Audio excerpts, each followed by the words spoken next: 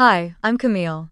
My parents banned me from my sister's wedding because I'd ruin the mood. What they didn't know was that I held the deed to the cabin she used to borrow $78,000 for that same wedding. A cabin I saved when I was 18. A cabin my dad left to me in a notarized will. For 23 years, I kept that secret buried until they forced me to dig it up. So, before we begin, tell me, if your own mother erased your name for someone else's party, would you stay quiet or show up with the truth?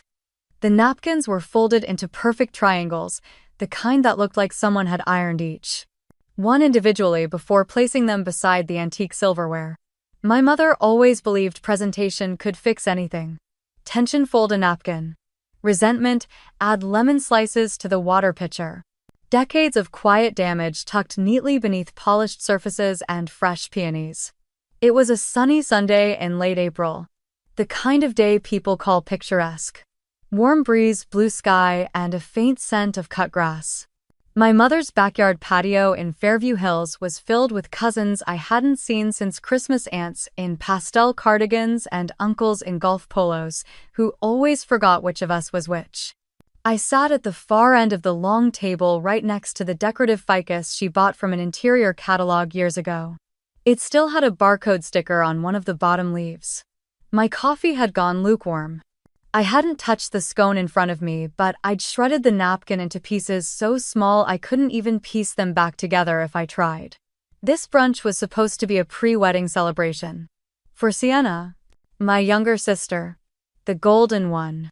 The one who always looked like she belonged on a holiday card or a fashion campaign.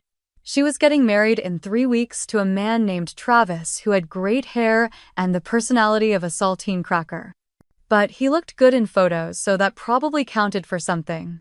The conversation around me was light, buzzing with excitement. Someone laughed loudly about a photo booth idea. Another person passed around a mock-up of the seating chart. I pretended to check my phone, though there were no notifications. I hadn't received anything. No email, no text, no invitation. Then Aunt Moira, God bless her mimosa-fueled enthusiasm, held up her phone, her face glowing. Just RSVP'd to Sienna's wedding, she chirped. The website is stunning. Like if Vogue married Pinterest. So classy. I blinked. A slow, almost involuntary reaction. Wedding website. She looked at me, puzzled. You didn't RSVP yet. My spoon froze midair, hovering above a cup of melon and blueberries. I smiled faintly, carefully, the way you do when your skin's too thin and someone's poked too hard. I haven't received an invitation. The silence that followed was immediate and total. Like the air had thickened. Conversations around the table trailed off one by one, collapsing like dominoes. I felt all the eyes, not directly, never directly, but at the corners of glances, in the slight shift of someone's chair. And then I heard her. Sienna. That's because you're not invited, Camille. Her voice was calm. Controlled. Like she'd rehearsed it. Maybe she had. There was something in the way she held her coffee cup, pinky out, shoulders back. She wasn't embarrassed. She was ready. I turned toward her slowly, as if sudden movement might make this feel less real. My mother, seated directly beside her, didn't miss a beat. She lifted her champagne flute, catching a shard of sunlight, and smiled softly. It's better this way, darling. You know how you tend to shift the mood. Let's not pretend otherwise. I felt the blood rise to my face, not from shame, from fury. The kind that builds in layers over years of being silenced, dismissed, tucked into corners, and painted over with politeness. No one said a word. Someone reached for the butter dish. Another cleared their throat. It was like they had choreographed this moment, and I was the only one without a script. And then, softly behind me, a whisper I wasn't meant to hear. She always ruins things. Drama queen. I didn't turn around. My spine stiffened. I set my napkin down, folded carefully, like I was still pretending to play nice. I stood. Excuse me. The only sound was the wind catching the edge of the tablecloth. I walked away, each step heavier than the last, like gravity was trying to pull me back into that performance. But I didn't stop. I crossed the patio, down the stone steps, across the neatly manicured lawn, past the rows of tulips my mother replanted every spring like she could control the seasons. By the time I reached my car, my face was tight like I was holding together 1,000 tiny cracks that might split if I let go. Inside, the air felt different, still quiet, safe. My hands trembled as I reached into my purse for my keys. And that's when I felt it. The small brass key. Smooth. Worn down at the edges from years of rubbing it like a worry stone. I hadn't used it in years, but I always kept it with me, not for what it opened, but for what it meant. The cabin. A place tucked deep in the Washington mountains where the air smelled like pine and sap and time moved differently. Where my father once told me that some things were ours to protect even when no one else understood why. I stared at the key in my hand, heart thudding not from surprise but from something older. Deeper. A sense that something was shifting. Cracking open. So this is how it's going to be. The words came out quiet, just a breath against the stillness. They had excluded me like I didn't matter. Like I hadn't been the one who held things together when everyone else unraveled. Like I hadn't given up things they never even noticed just to keep something sacred alive. They had toasted to Sienna again and again. But they had no idea what I had saved. And they were about to find out. I drove for hours that afternoon not to escape but to think, to let the road unwind something in me. The hum of the tires on the highway gave rhythm to memories I hadn't touched in years. By the time I pulled into my driveway, the sun was low, painting long shadows across the front yard. I parked but didn't go inside right away. Instead, I sat behind the wheel, fingers still curled around the cabin key until the silence became too thick to bear. Inside the house, everything felt smaller than I remembered. Maybe it was just me stretched thin by old wounds. I kicked off my shoes and went straight to the hall closet. There was a box behind the coats wedged under an old suitcase. I hadn't opened it in more than a decade. It still smelled like cedar and attic dust. I carried it to the kitchen table and opened it carefully as if the papers inside might crumble. Under a stack of utility bills and tax returns was what I was looking for. A worn leather folder, soft at the corners. My fingers knew exactly where to flip. I found the envelope tucked inside, aged but intact. My name was written in my father's blocky handwriting, the ink slightly faded. The flap was sealed but brittle. I hesitated just for a second, then opened it. Inside were 3 items. A photocopy of a cashier's check for $6,000 made out to the Ashwood Ridge County Treasurer, dated August 2001. A handwritten letter on yellow legal paper. And a notarized deed transfer with my father's signature, mine, a notary stamp, and the name of a witness I didn't recognize at the time. My chest tightened. The letter was short but specific. He thanked me for saving the cabin when no one else noticed the county's final notice in the mail. He apologized for not being able to do more. Then he said the words I had carried with me, memorized without even meaning to. This place is yours to protect. Back then, I was just 18. My father had just come home from the hospital after his stroke, thinner than I had ever seen him, his voice quieter, like he was always running out of breath. My mother had been overwhelmed, snapping at everyone, too focused on prescriptions and insurance paperwork to notice much else. It was me who found the notice on the kitchen counter. A final warning from the county. If the back taxes weren't paid in 30 days, the property would go to auction. I remember walking into his room holding the letter like it was on fire. He didn't panic. He just closed his eyes, took a long breath, and said he would fix it. But I could see the weariness in his hands. I didn't tell him I had the money. I had a scholarship refund sitting in my savings account. It was supposed to go toward textbooks and rent for my first semester in Portland. I used it the next morning. Drove to the treasurer's office alone. Paid in cash. Got a receipt and drove back in silence. When I told him what I'd done, he stared at me like he wasn't sure if he should be angry or proud. Then he reached for my hand and said it again. This place is yours to protect. He had always loved that cabin more than anything we owned. Not for its value, but for what it held. His tools, his notebooks, his quiet, his peace. The next week he took me to the notary's office in town. It was small, tucked between a dry cleaner and a feed store. He signed a deed transfer listing me as the legal heir and caretaker of the cabin. The woman who notarized it didn't say much, just stamped and filed. He handed me the envelope that same day, told me to keep it safe. And I had. For 23 years. I looked down at the letter now, rereading every line like I was trying to hear his voice through the ink. My eyes blurred by the end, but I didn't cry. There was something steadier inside me.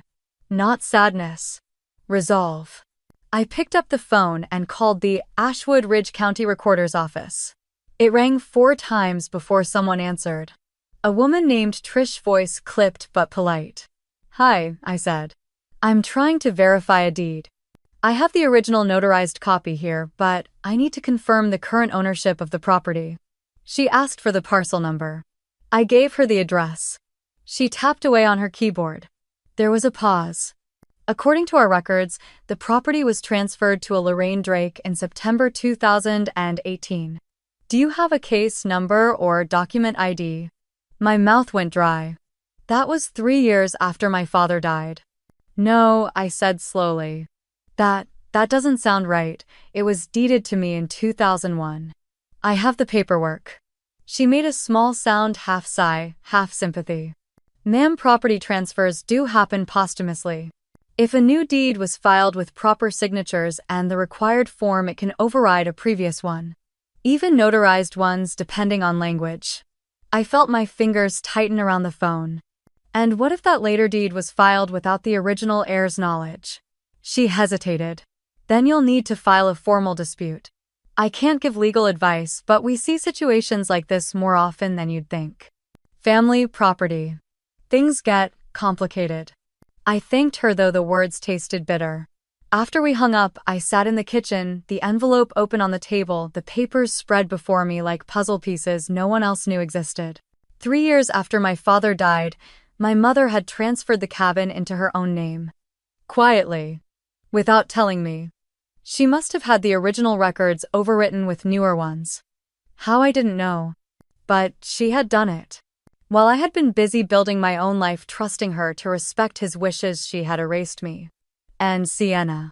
I thought back to the brunch, to her cold smile. She must have known. She was never one to take chances without backup. I stood and walked to the front room, pulled open the drawer in the old oak desk, and took out a yellow legal pad. I started making a list. A copy of the letter. The deed. The receipt. The notary's name. The county clerk. Witnesses. Everything I'd need to prove what they had rewritten. Then I reached into my bag and picked up the cabin key again. It felt heavier now, not just metal but memory. Proof. If my mother wanted to pretend I never existed in this story, she had made one mistake. I remembered everything. I barely slept that night. The documents stayed spread across the dining table like some ancient map, and I kept circling them, rereading the notary seal, tracing my father's signature with my fingertip like it might suddenly offer a clue I had missed. At one point, I turned on the lamp, not because I needed the light, but because I couldn't stand the dark pressing in around me. By morning, I knew I needed to go back. Not to the county office this time, but somewhere I hadn't touched in over a decade. The basement storage. It was cold and smelled like old paint and cardboard. I opened the plastic bin labeled Tax Home Docs in Sharpie and pulled out folders thick with outdated statements. In the back, behind a crinkled stack of warranty receipts, I found it. A navy blue accordion file labeled Cabin. My heart kicked. I took it upstairs, laid it out next to the other documents, and began combing through the sections. Water bills, repair invoices, property tax payments. I reached the tab marked Finance and found something I hadn't remembered filing. It was a copy of a credit application from Harrison Federal Credit Union. The cabin's address was listed under Assets. The applicant was Sienna Drake. The loan amount was $78,000. Date issued the 12th of February of this year. My breath caught. I read it again, slower. Then again. The property she used as collateral was the same one I thought had still been mine. I stood up so fast the chair scraped back against the hardwood. My fingers were trembling. Sienna had used the cabin, the one I protected, the one Dad deeded to me as security for her wedding loan. I sat back down, clutching the edge of the table. The papers blurred for a moment as my eyes welled, but I didn't cry. Not from sadness. It was something sharper, something with edges. I thought of the brunch. The way she smiled when she told me I wasn't invited. The way Mom lifted her glass like it was a toast. I imagined them in some office together, filing papers behind my back, erasing me with each notarized stamp. I reached for my laptop and pulled up the Harrison Federal website. I logged in with the old shared account I had from years ago when Mom convinced me we should centralize everything for convenience. The login still worked. She had never removed me as a joint user. The loan showed up under recent activity. Secured loan. Property 709 Pine Hollow Road, Ashwood Ridge. That was the cabin. Status active. The payment summary showed funds were dispersed the same week she posted pictures of her custom floral installations on social media. Cream roses. Hanging hydrangeas. Handmade candle holders from a designer in Santa Barbara. I scrolled through the transaction notes. Down payment wired to Duval Events. Initial deposit to Rose and Vine Catering. A final note, bridal suite reservation at Elbridge Manor. I couldn't stop shaking. This wasn't just betrayal, this was theft. Quiet, polished theft dressed up as family planning. I shut the laptop and stood pacing the kitchen. The tile was cold against my bare feet. A breeze slipped in through the cracked window above the sink, and it made the documents flutter slightly like they wanted to escape. I picked up the letter Dad wrote again. His words felt heavier now, sharper. This place is yours to protect. Back then, I thought it meant responsibility. Memory. The honor of carrying something forward, but now I could hear what I'd missed. It was a warning. He knew, he saw it coming. And he tried to shield me the only way he could. But I hadn't protected it. I had trusted them. I went to the living room, pulled out my phone, and dialed Aunt Margot. She picked up on the third ring, voice groggy but alert. Camille, everything okay? I didn't bother with small talk. Did you know Sienna took out a loan using the cabin? There was a pause. I could hear her breathing. She used the cabin, yes, to finance her wedding. And I just found out Mom transferred the deed to herself 3 years after Dad died. Without telling me. Then Sienna used it as collateral. Another pause. Then quietly. You're not the only thing they rewrote. What does that mean? She exhaled slowly. There are things your mother buried with your father. Choices he made that she didn't agree with. I think she decided if she ignored them long enough they'd disappear. I sat down hard on the arm of the couch. But they were legal. Witnessed. Stamped. Filed. That doesn't always stop people like your mother. I stared at the cabin folder still sitting on the kitchen table. Did you know he left it to me? Officially, I knew he wanted to. But no, I didn't know he followed through. He did. I have the notarized deed. I have his letter. I even have the payment receipt. Then don't let them bury you too. We hung up not long after. Her words stayed in the air long after the call ended. I walked to the window and looked out across the quiet street. The neighbors were watering their lawns, walking their dogs. Nothing looked out of place. But inside my chest, everything had shifted. I didn't just need to prove what they'd done, I needed to undo it. Piece by piece. I picked up the folder again and pulled out the loan statement. Her name, her signature, the cabin address. She thought I wouldn't notice. She thought I would stay quiet like always. She was wrong. And I had the documents to prove it. The next morning I filled the gas tank without thinking, packed a bag with a flashlight, a sweatshirt, and the folder of documents and pointed my car north toward Ashwood Ridge. The highway wound past mossy trees and old roadside diners, the kind Dad used to stop at for butterscotch pie. I didn't need music. The silence was louder. Familiar curves of the road came back like muscle memory. Every turn toward the mountain felt heavier, like I was driving into the core of something that had been waiting for me. By the time I pulled into the gravel driveway late afternoon, light was spilling through the canopy of fir trees that bordered the cabin. The air smelled like damp wood and pollen. I killed the engine and sat for a minute, heart pounding, hands cold. I hadn't been here in almost 6 years. But it looked the same. The pine shutters, the uneven porch step. Dad never fixed the brass lantern above the door that flickered when it rained. Then I saw it. A glow from the kitchen window. Someone was inside. I got out slowly, gravel crunching beneath my boots. I moved along the side of the cabin, heart thudding with every step. As I rounded the porch, I saw her. My mother.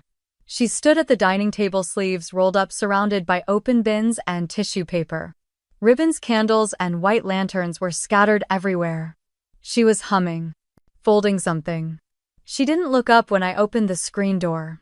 She only glanced at me when I stepped inside. "Camille," she said mildly, like I had just dropped by with fresh jam. I was checking on the wedding decor. Some of the vintage lanterns were up here. I didn't want them to get dusty. I looked at the mess on the table. It wasn't just a few items. She had turned the entire cabin into a prep station for Sienna's wedding. The place Dad called sacred. The place he trusted me to protect. At midnight, she smiled faintly. "You're being dramatic again." I stepped past her, dropped the folder on the table, and unfolded the deed. The paper lay flat between us. Legal. Stamped. Dated. My name clearly printed. She didn't even blink. "That was never valid," she said. I stared at her. "It's notarized. It's filed. It's real." She gave a small laugh, the condescending kind she always saved for me. "Your father was not in his right mind when he wrote that. He had just come out of the hospital. He was emotional. He would have promised the moon if you held his hand." My voice dropped. "You're saying he didn't know what he was doing." "I'm saying he made a lot of promises he couldn't keep. Especially when it came to you." There it was. I reached into my coat pocket and pulled out the digital voice recorder. I clicked it on and laid it next to the deed. A tiny red light blinked. "Say that again," I said. "Say the deed wasn't real." Her eyes flicked to the device. "Oh, for heaven's sake. What do you think you're doing? No one is going to believe you. You've always been fragile. Always looking for a fight that isn't there." "Why did Sienna use the cabin to secure a loan then?" I asked. "That was an administrative error." Her voice lost its rhythm for the first time. "I'll look into it." "You didn't think I'd ever check, did you? You thought I'd stay quiet. Like always." She didn't deny it. Instead, she turned back to her ribbon pile, untangling a long piece like we were discussing weather patterns. I turned away from her and walked toward the hallway. The closet still had the old camping gear. Dad's toolbox. Fishing line. A rusted lantern. I dug through the back until I found it. His black tape recorder. The kind with rectangular cassettes we hadn't used since dial-up internet. There was a note taped to it. "Cabin. The 4th of April." I popped in the cassette. Closed the flap. Clicked play. There was static. A pause. Then his voice. "If you're hearing this, something's gone wrong." I stopped breathing. I made it clear. Camille inherits the cabin. I filed the deed. I left instructions. If they try to change this, fight it. I named Frank Temple as witness. "You'll find everything in my office." The recording clicked off. My knees buckled and I sat on the edge of the coffee table. The air left my lungs in one long exhale. He knew. He had known they'd try to erase me. And he left this. I looked at the recorder, still in my hands, blinking red. I replayed his voice. Once. Then again. Behind me, my mother stood silent, finally still. She had heard every word. "You don't belong here anymore," she said quietly. I stood up slowly. "I do. Legally. Morally. Emotionally." I walked past her, hand brushing the doorframe as I stepped outside. The air smelled like pine and rain. For the first time in years, the cabin felt like mine again. Not because it was peaceful, because it remembered. I stepped off the porch and into the dusk, gravel crunching beneath my boots as I made my way back to the car. The pine trees swayed gently in the evening breeze, and for a moment I stood still beside the driver's door, breathing in the cool mountain air. My mind wasn't quiet, but something inside me had shifted. My father hadn't just left behind a piece of property. He'd left a message buried in cassette tape and legal paper that whispered through decades and dared me to listen. By the time I got home, it was nearly 10. The porch light was still on, casting a golden circle over the front step. I left the cabin documents on the passenger seat for a second longer before finally grabbing them and heading inside. I made tea I didn't drink, paced from the kitchen to the den and back again. My heart was steady, but my thoughts were wildfire. I opened my laptop and pulled up the HOA portal for Pine Hollow Estates. I found the directory and scanned for the name I remembered from years ago. Ellie Carver. Board chair, still there. I clicked on the contact form attached scans of everything: the deed, the notary statement, the letter from my father, and a photo of the cassette recorder with his handwriting taped to it. My message was short. Hello, Miss Carver. I am submitting official documents confirming my legal ownership of the property at 709 Pine Hollow Road. Please confirm the HOA's records reflect this status. Additionally, I understand a request was made to use this property as a wedding venue. I am requesting full clarification of that request and confirmation of my authority to approve or deny. Regards, Camille Drake. I hit send. The moment I did, a weight left my shoulders, a small one but real. The response came the next morning at 8:43 a.m. Dear Miss Drake, thank you for your submission. Upon review of the attached documentation and our internal records, the HOA confirms that you are listed as the legal title holder of 709 Pine Hollow Road. A venue usage request was submitted under the name of Sienna Drake for an event scheduled May 11. Please confirm whether you approve this request. Respectfully, Ellie Carver, Pine Hollow HOA. I read it twice. Then again. No emotion came. Just certainty. I opened a new email window, typed 2 words. Use denied. Then I closed my laptop. At first the silence held. Hours passed. I swept the kitchen, reorganized a shelf, took a walk around the block. But around 3 in the afternoon, the buzzing began. It started with a ping on Instagram. A tag. Someone had posted a story and linked me in it. I opened the app and there it was. A photo clearly taken at brunch. Blurry but unmistakable. Me walking away from the table, back, rigid hair in a loose twist, one hand clenched by my side. The caption, soft pink font over a pale filter. Some people can't stand to see you shine. Below it, a smaller line. But I shine anyway. It was Sienna. Of course it was.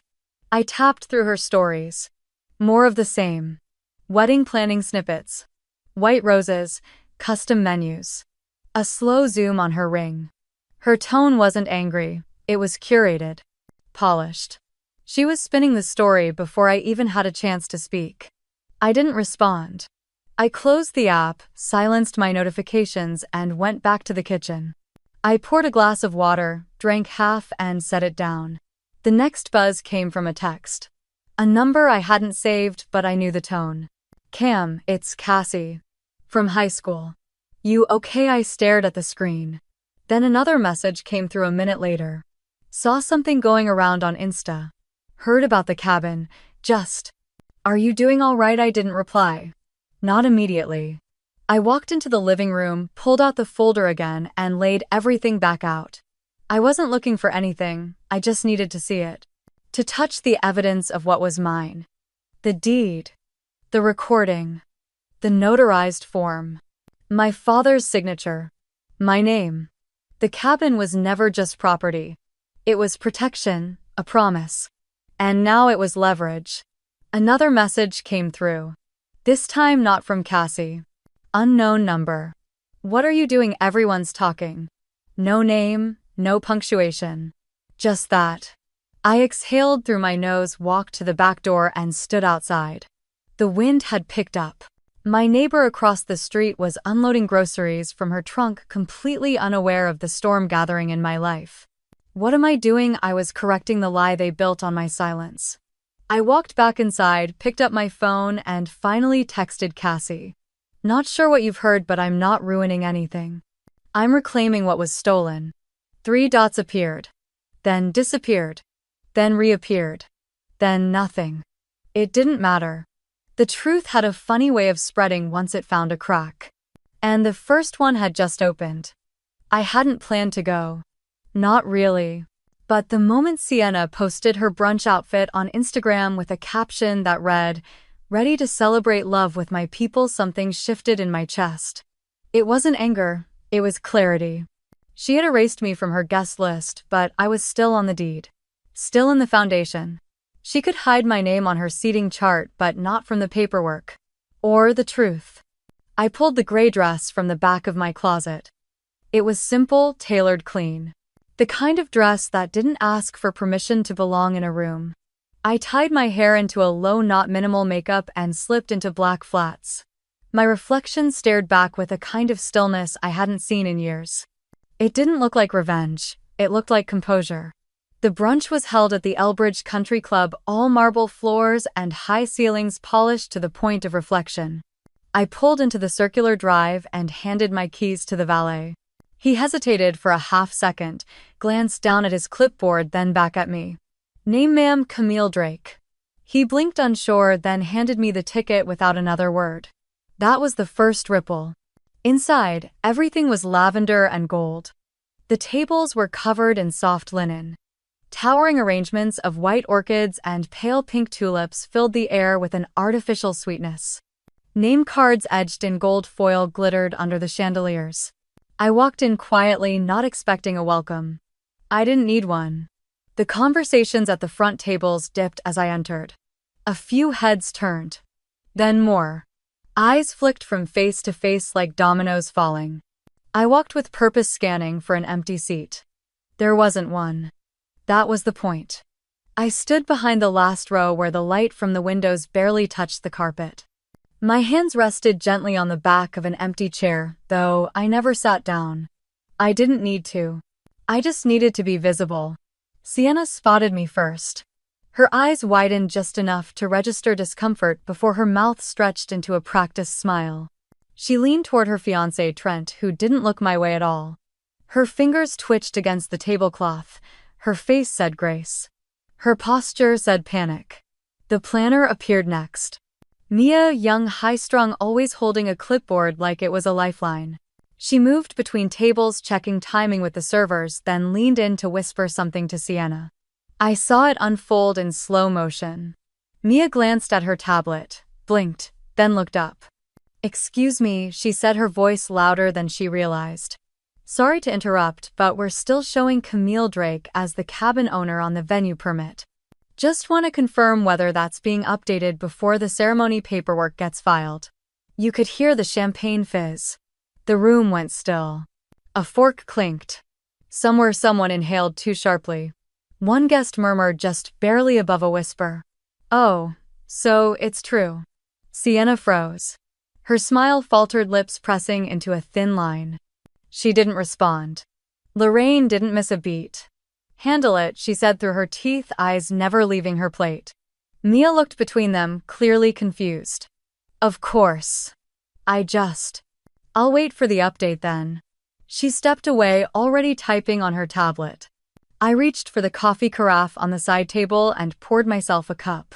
Slowly. Steady hand. The porcelain clinked just once against the saucer as I lifted it. I took a sip and let the silence settle. No one dared speak to me. But everyone watched. And in that moment, I wasn't the forgotten older sister. I wasn't the difficult one. I was the name on the deed. The crack in their perfect story. I caught Sienna's eye just long enough to offer a soft smile. Not smug, just knowing. She looked away. Fast. Trent shifted in his chair but still never looked at me. Lorraine adjusted her pearls like it might anchor her in place. I stirred cream into my coffee unbothered while their perfect brunch cracked quietly down the middle. The rest of the event went on as much as it could. But no one was really listening to the speeches. The centerpieces no longer dazzled. The playlist felt too loud, too curated. People whispered behind their napkins. A few phones lit up under the tablecloths. I didn't need to say a word. I had already said everything that mattered. In ink, in filing, in presence. I stayed until the cake was wheeled and then slipped out the side entrance without a sound. As I walked to my car, I passed the valet booth. The same young man glanced up from his list. This time he didn't ask for my name. He simply handed over the keys. "Have a nice afternoon, ma'am." I nodded, slid into the car, and pulled away without checking the rearview mirror. There was nothing behind me I needed to see. Under the fading light of early evening, I stepped inside my house and shut the door behind me, letting the lock click into place with a finality that settled deep in my bones. My phone was still in my hand, but I didn't check it. I placed it on the entry table, walked into the kitchen, and poured a glass of water. My fingers trembled only slightly as I raised the glass to my lips. There was no satisfaction in what had happened at the brunch, only confirmation. They had erased me in silence, and I had responded without speaking a word. Still, the quiet that followed didn't feel restful. It felt like the moment just before a storm breaks dense electric waiting. It arrived the next morning. I had just stepped out of the shower when I heard the doorbell. Once, then again. Measured. Expectant. I wrapped a towel around my hair and grabbed a hoodie, tugging it over my head as I moved through the hallway. When I opened the door, there they were. Lorraine Drake, in her usual cream wool coat, sunglasses perched on her head like a crown. Behind her stood a man I didn't recognize, late 50s, sharp suit, thin leather briefcase in hand. He didn't smile. And flanking them, both hands in his pockets, was Travis.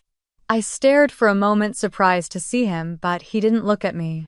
His eyes were low, jaw tight. My mother, on the other hand, was already stepping past me into the living room before I could decide whether or not to let her in. "We won't take much of your time," she said lightly, like she'd stopped by to borrow sugar. I stood still as the lawyer followed her, nodding politely as if formality could soften what they had come to do. Travis hesitated at the threshold. Our eyes met. He didn't smile either.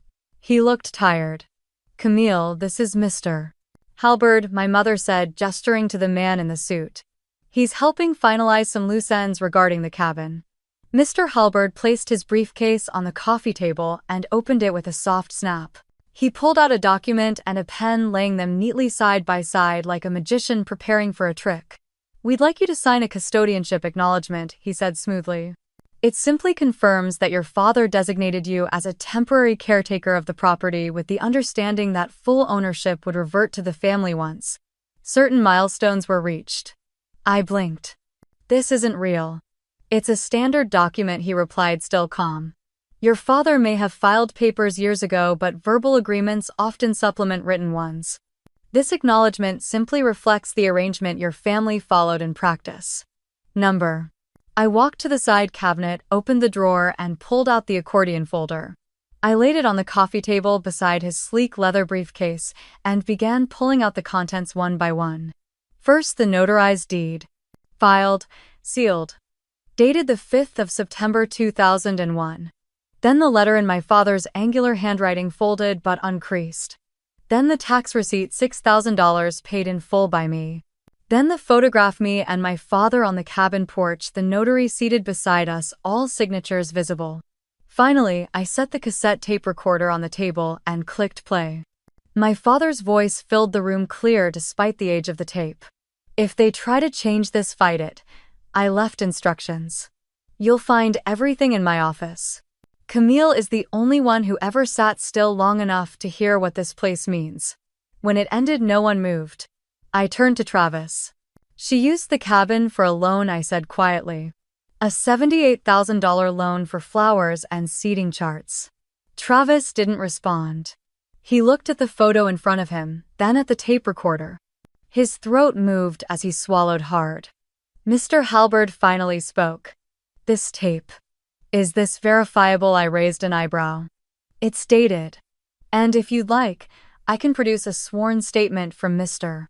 Lambert, our neighbor who drove the notary back to town that day. He remembers it all." Lorraine finally broke her silence. "Your father changed his mind." "No," I said, cutting her off.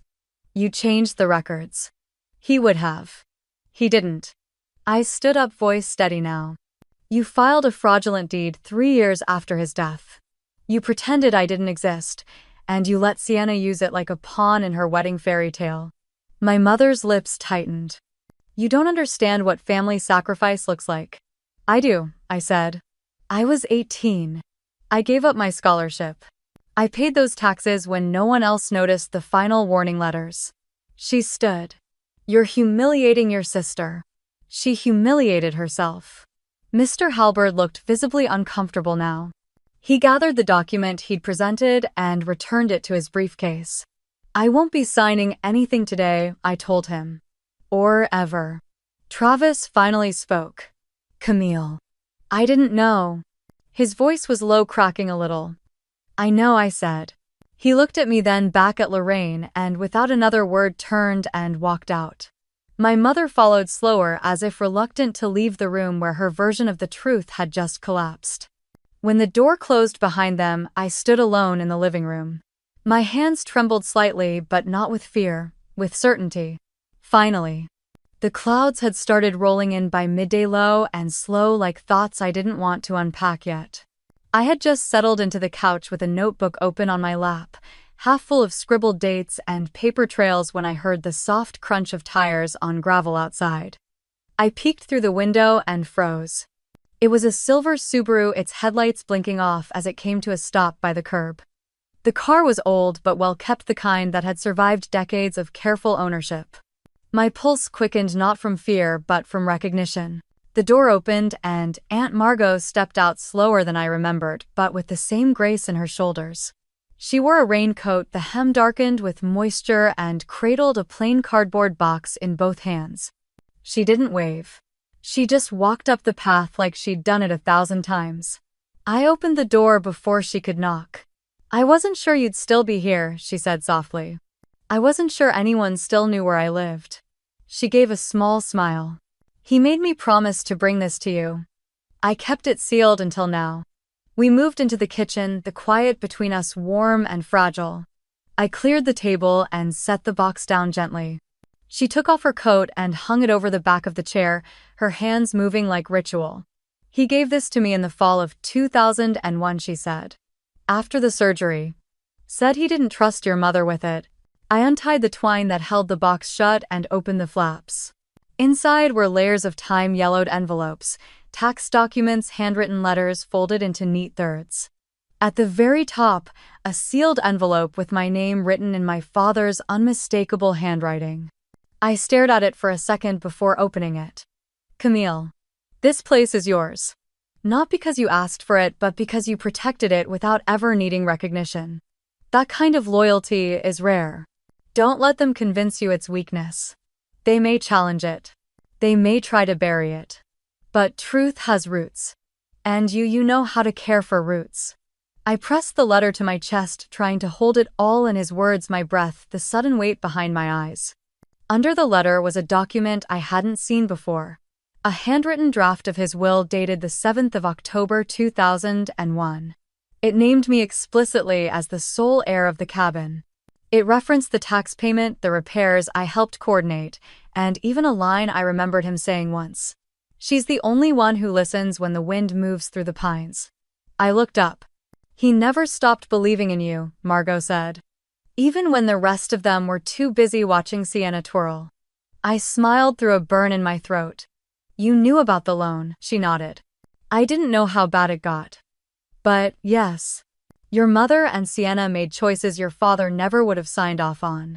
He told me clear as day, if something happens to me, make sure Camille keeps what she's already earned. And the taxes. She pulled another slip from the box. A carbon copy of the check I had written to the Ashwood Ridge tax office, marked paid and dated in February 2001. He never cashed that scholarship refund, did he? Number, I whispered. I used it all. And I never told anyone. He knew. That's why he wrote all this down. I held the tax receipt in one hand, the will draft in the other. They weren't just papers. They were proof of something I had felt for so long, but had never been able to say aloud, that I mattered to him in ways beyond words. That I hadn't imagined it. I had protected the place that carried his spirit even when no one else thought it worth saving. We sat together in silence. The kind of silence that wasn't awkward or empty but reverent. Margot sipped the tea I poured her. I just stared at the documents, afraid to blink and miss something important. Before she left, she placed one more envelope on the table. What's this? His last note. I kept it tucked in my jewelry box. Couldn't bear to let it go until now. I opened it slowly. Camille. If they turn this into a battle, don't let them twist you into someone else. You don't have to yell to be heard. You don't need to burn things down to protect what matters. Just be who you've always been. That's what saved this place. That's what will save you. When I looked up, Margot's eyes were glassy too. He was proud of you. You know that, right? I nodded. For the first time in years, I really did. The sky had darkened by the time I pulled the curtains shut and turned off the porch light. Inside, the kitchen still smelled like mint tea and pine, and the photographs were spread across the table like pieces of a map I had forgotten I owned. I picked them up one by one, slipping each into a manila folder I labeled by hand Property Archive. It felt clinical, but it helped. Sorting proof into order gave me something to hold when everything else had been emotion and memory.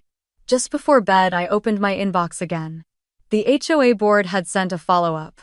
Dear Miss Drake, as of this evening, all pending approvals regarding event usage of 1177 Pine Hollow Road have been permanently closed.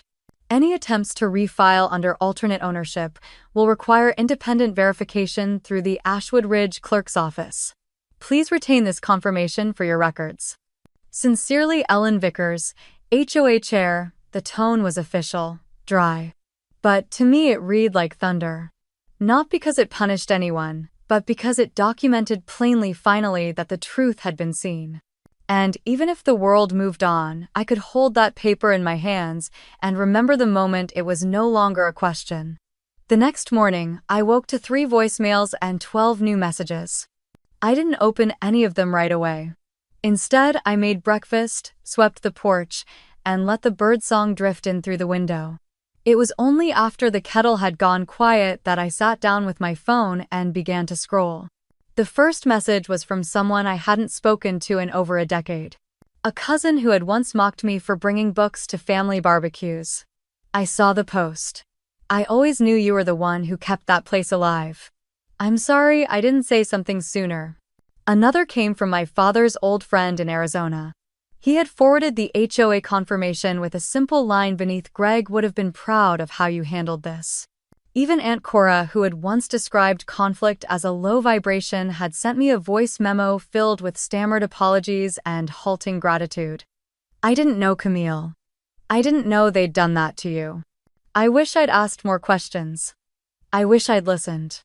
And then came the story. Sienna had posted it sometime around midnight. A soft pink background overlaid with black cursive. Some people ruin everything just by existing. Below that, a caption: not everyone's silence is graceful. The comments were divided. Some were vague affirmations. Others questioned what she meant. One asked outright if she had lost her venue. But one comment stood out. It read, "Sounds like someone finally told the truth. No username, no profile picture. Anonymous."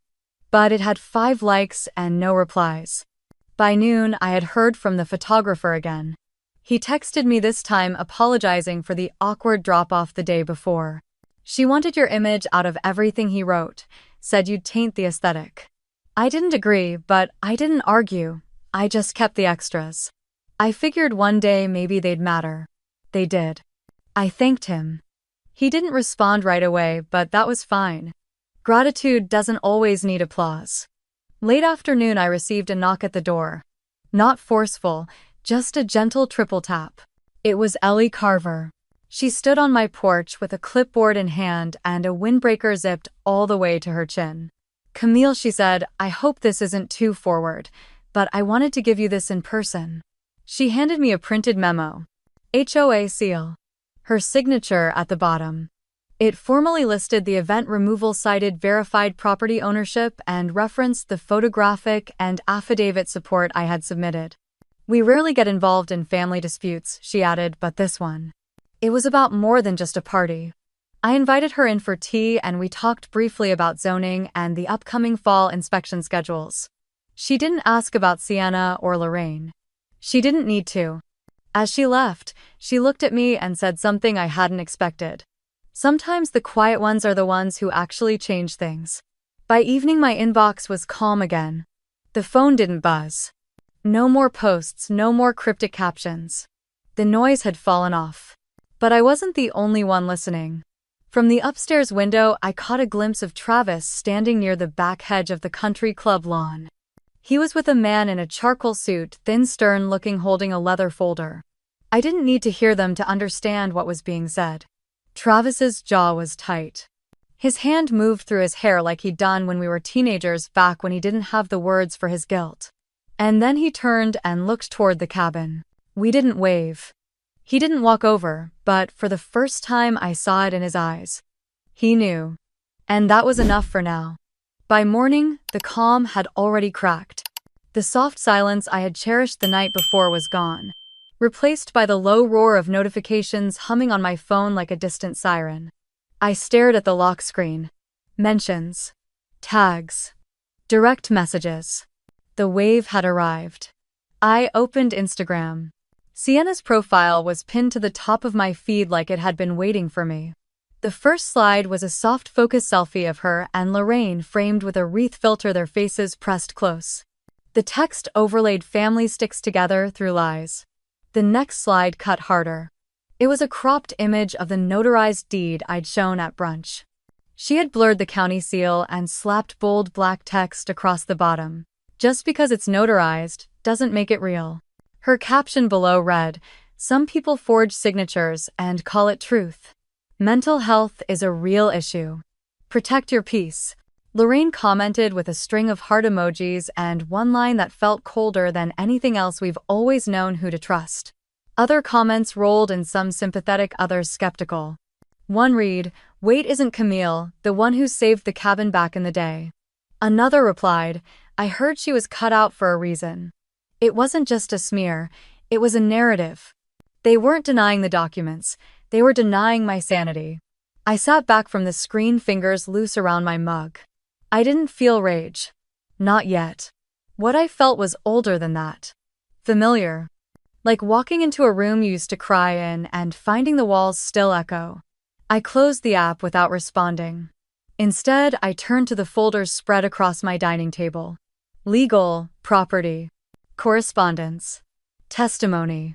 I had been organizing them for days, but now I moved with purpose. I printed clean copies. I added date tabs. I clipped a fresh label to each envelope.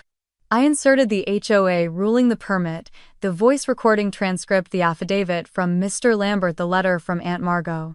I wasn't prepping for war. I was preserving history before someone else burned it down. At noon, the doorbell rang. I wasn't expecting anyone. When I opened it, I found a familiar figure standing on the porch. Mr. Howard Lane. Former neighbor, now nearing 80. His presence brought a sudden rush of memory, rusted lawn chairs, lemonade in jelly jars, his quiet laugh this summer. My bike chain broke and he fixed it before I'd finished crying. He held a folded page in his hand. "I hope this isn't a bad time," he said. "Never for you," I answered, stepping aside. He came in still wearing his windbreaker despite the afternoon sun. "I saw some of what's going around," he said, voice low. "And I remembered something I figured might matter." He handed me the paper. A photocopy of his calendar from 23 years ago, the 14th of April 2001. "Drop-off notary at cabin, Greg." "You remember that day?" I asked. "I do. Clear as anything. Your father called me early that morning. Said the notary's car wasn't great on hills and asked if I'd drive her up. I picked her up from the diner in Ashwood. She had the whole kit, briefcase, embossing, seal, the works. You saw them sign no, but I waited on the porch. She came out, document in hand." Greg shook her hand and told her, "Thanks for helping my daughter protect what's hers." Then he turned to me and said, "If they try anything, she's got this." I swallowed hard, throat dry. "Would you be willing to sign a statement, maybe even testify if it came to it?" He nodded immediately. "Happy to. I've got nothing to gain but peace. And I hate seeing people get erased." He stayed a while longer. We drank tea on the porch and he told me about his wife's rose garden and the way the new HOA president reminds him of a substitute math teacher. But under all of it, I could feel the weight of what he'd brought me. Proof that didn't come from blood but from memory. From someone who'd just paid attention. After he left, I typed up his statement, printed it, and added it to the witness folder. I labeled it Lane, Primary Support. Then I scanned it and backed it up to a cloud drive I'd created that morning. Just in case. I wasn't scared. But I wasn't naive. Sienna and Lorraine didn't care about the cabin. Not really. They cared about the wedding, the narrative, the spotlight. And now that their version of events had cracked in public, they were going to do everything they could to glue it back together with glitter and spin. Sure enough, an hour later my email pinged, a formal message from Lorraine's attorney. Polite. Vague.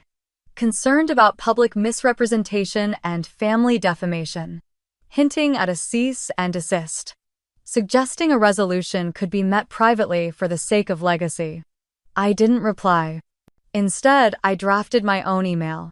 Addressed to my attorney, a quiet woman named Yvonne Briggs who once defended a local librarian being sued for refusing to purge banned books. I'd met her at a community panel last year and remembered her card. I found it pinned to the back of my fridge calendar and slid it into the folder marked Council.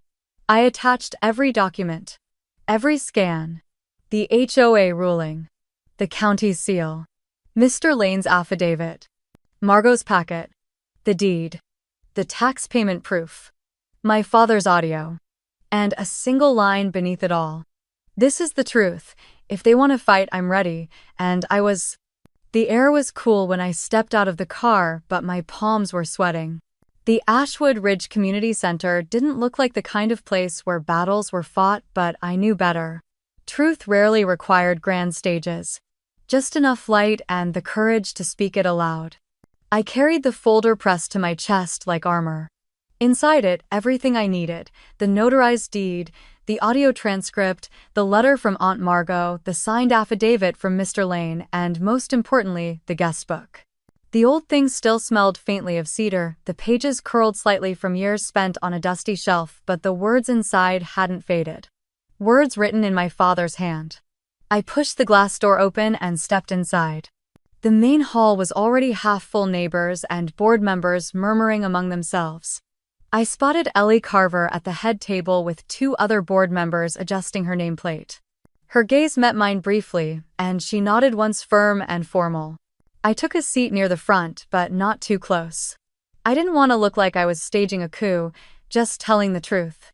Ellie called the meeting to order. First on the agenda was a landscaping dispute. Then someone raised a concern about a fence being too close to the sidewalk on Sycamore Drive. I waited eyes on my folder until Ellie finally reached item 3. We've received a formal request to revisit the usage rights of parcel 48C, known locally as the Drake Cabin, in light of disputed ownership and recent public claims. Miss Camille Drake has asked to speak. Miss Drake, the floor is yours. I stood slowly, every eye tracking my movement. I didn't rush. Thank you. I promise to keep this brief, but I will be thorough. I opened the guest book first. The bookmark guided me to the right page. I held it up. This is my father's handwriting. April 2001. I read it aloud. This place belongs to Camille. If you're reading this, it means she protected it. Silence fell like a dropped curtain. I set the guest book down gently, then retrieved the letter from Aunt Margot. I held it up. My aunt found this among my father's original records. It references the back taxes I paid as a teenager using my scholarship fund. It references my father's wish that I inherit the cabin directly, which he later formalized through this deed. I slid the notarized document onto the table. Then the audio transcript. Then the affidavit from Mr. Lane. Mr. Lane is a lifelong resident. He drove the notary to the cabin that day. He saw her leave with the signed document in hand and heard my father affirm the transfer. I also brought this. I clicked play on the old cassette player. My father's voice, raspy but unmistakable, filled the room. If they try to change this, fight it. I filed the deed. I left instructions. I chose Camille because she never asked to be chosen. She just showed up. When the recording ended, I let the silence linger. Then I said simply, I never wanted this to be public. But I won't let the story be rewritten. This cabin wasn't a venue. It wasn't a bargaining chip. It was a promise. And I kept it. I stepped back and sat down. No one spoke at first. Then slowly, a pair of hands began to clap. Not loud. Just honest. One clap became 2, then 3. Then the room echoed with steady applause, not polite, not performative, but real. I looked down, heart thudding. When I looked up, Sienna was already on her feet. Her expression was tight, unreadable. She looked around, realized no one was following her lead, and left without a word. Travis hesitated. He looked at me, held my gaze longer than I expected, then lowered his head and followed her out. Lorraine didn't stand immediately. She sat still, unmoving. For the first time in my life, I saw her look small. Not humiliated, not broken, just stripped of all pretense. When she finally stood, she didn't say a word. She simply turned and walked toward the door, clutching her purse like a shield. She didn't look back. The board resumed the meeting. They tried to steer back into normality, discussions of road salt budgets and seasonal HOA dues, but their voices were thinner now, like they too knew something bigger had just passed through. I gathered my papers without a word. Outside, the air smelled like pine and possibility. Not justice. Not revenge. But something quieter. Stronger, resolution. The gravel crunched beneath my boots as I stepped onto the cabin porch for what felt like the 100th time that month. But this time the air was different. Not heavy with dread or buzzing with unfinished business. Just still. Soft.